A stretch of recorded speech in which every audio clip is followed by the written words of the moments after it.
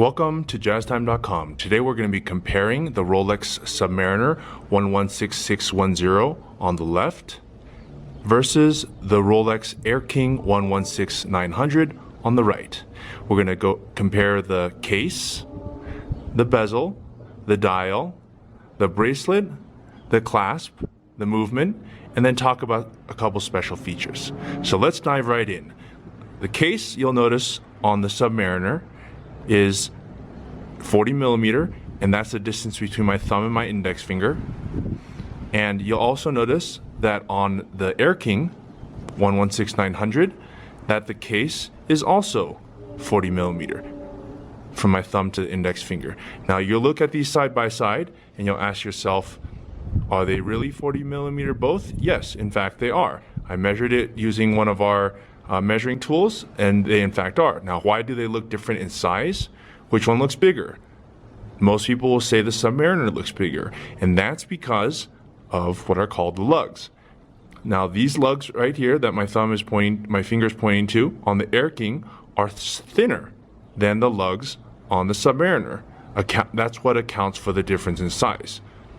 So even though the distance, the diameter is the same, 40 millimeter, you'll have the lugs that make it look beefier on the Submariner versus the Air King, as well as this bezel sort of protrudes on the Submariner, making it look wider.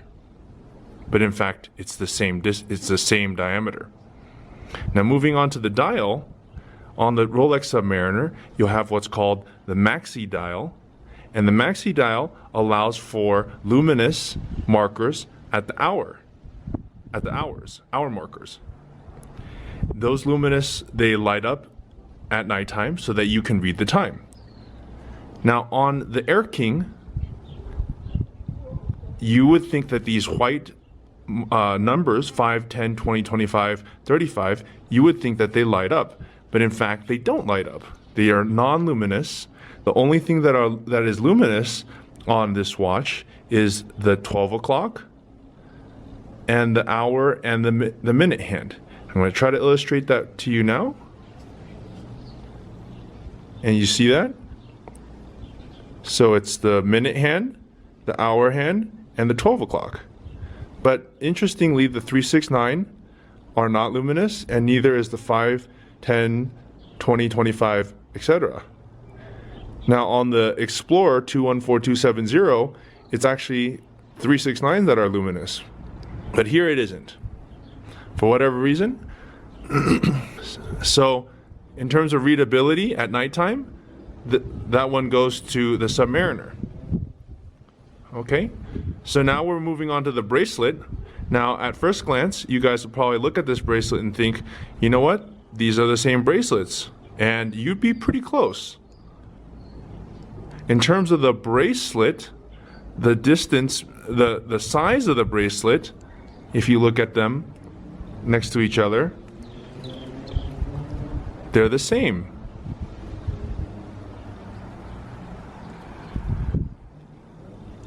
And you'll notice that they have the same polish.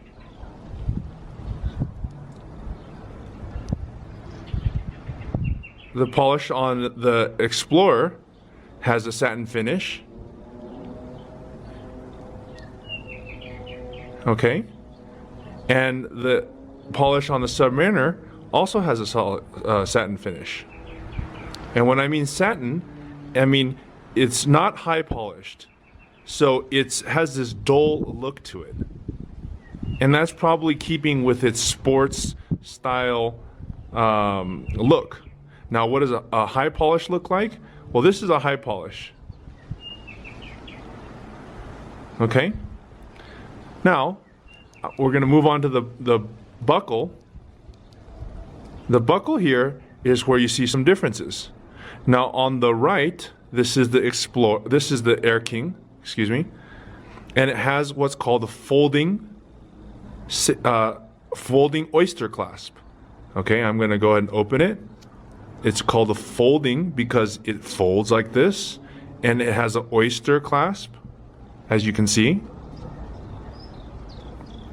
Now, the one on your left is the Submariner buckle, which is a bit more robust. It's also much bigger. And the reason it's bigger is because it's a sports watch. And the idea is that you'll be wearing this when you're diving or whatever kind of sport activity you're doing, and you don't want it to come undone. So it has this extra feature called the Oyster Safety Clasp. You unbuckle it up top first, like I just did, and then you release the buckle. Okay, let's compare the buckles again side by side. Folding oyster clasp on safety clasp on the left, and folding oyster clasp on the right. You notice that the buckle themselves are the same, except the Submariner comes with the extra safety, whereas the Air King on the right does not. The buckle itself is also a bit smaller on the Air King. You'll notice this distance versus this. And why do you think that is? Well, that's because the Submariner has a little bit more of adjustability in terms of length.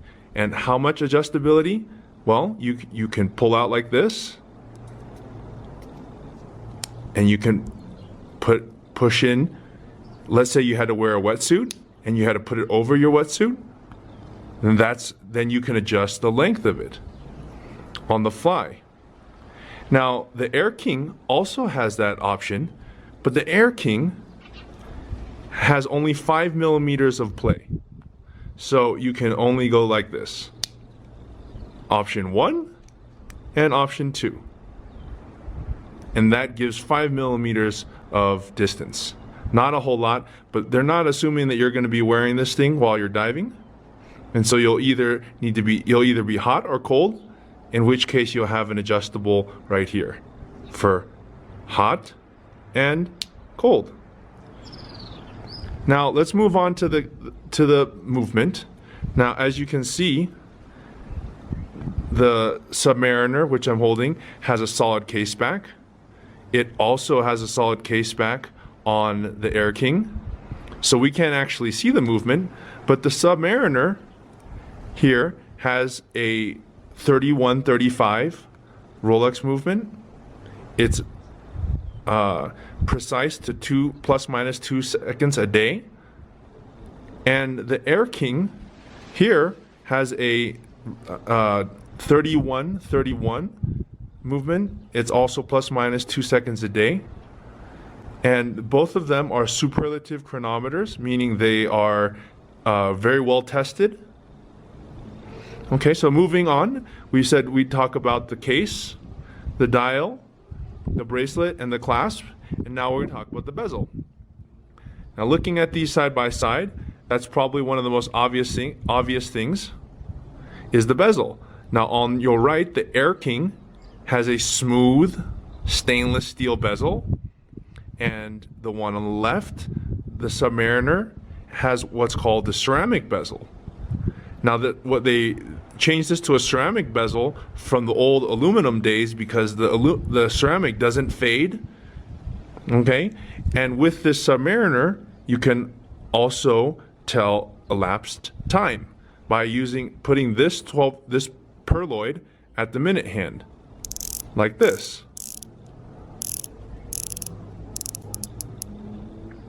And once you've done that, as time passes, let's say 15 minutes goes by, what will happen is the minute hand will move from this position to here, and it will end up looking something like this, for example. So you look down at the bezel and you read the time off of the bezel, and that means 15 minutes. Now, it's unidirectional so that you always have too much air, not too little. If you were to use this for diving, it doesn't go the other direction. So that's one of the cool features about this watch, is that it has a ceramic bezel that's unidirectional, whereas the Air King has a stainless steel dome bezel. And I should say that one of the good things about having a dome bezel is that it's also smaller, fits underneath the cuff if you're wearing a suit easier, and it doesn't get dinged as easily. And if it does, it's easier to polish out. On the Submariner to your left, if you ding this bezel, it's very expensive. Typically it'll just chip or it'll just crack altogether. So if you do damage it, it's really bad news. Whereas the Air King, if you dent it or scratch it, you can still polish out in most cases. Now moving on to some special features, as I told you at the beginning, is the date. Now on the Submariner, you can have a date function. Most of us often forget what the date is, and you can change that with a quick set on this Submariner. Especially when you're traveling, a lot of times you forget what date it is. Now on the Air King, there is no date function. It's a very simple watch. It just tells the time. It tells it very well, but it just tells the time. Okay, so now I'm going to wear them side by side and see now this one's too big for me. What I'll do is adjust the clasps in the back. And with one simple click, I can make the watch fit. Now that's the Submariner on my wrist. And let's compare that to the Air King, which is an even easier click. And those are the two watches side by side. Now, which do you prefer? Well, that depends on what you're going to be using it for. Are you going to be using it for diving and sports type stuff? If that's the case, you probably want to go with this watch. Now, are you really interested in flying, in aviation, in a simpler watch with just simple chronometer that just tells the time, and also at a slightly cheaper price point, and also a 2016 newer style watch that probably not as many people have? It's not as iconic as a Submariner, but just as cool. Well, that might be this watch, the Air King. So look at them side by side again. Now, if you like this video and you want to see other videos like this, check us out at jazztime.com. Subscribe below. It's free. And leave us a comment in the comment section below. It's the internet. You can say anything you want. Check us out at jazztime.com. We offer a 1-year warranty, free shipping, and a low price guarantee. Thanks. Till next time.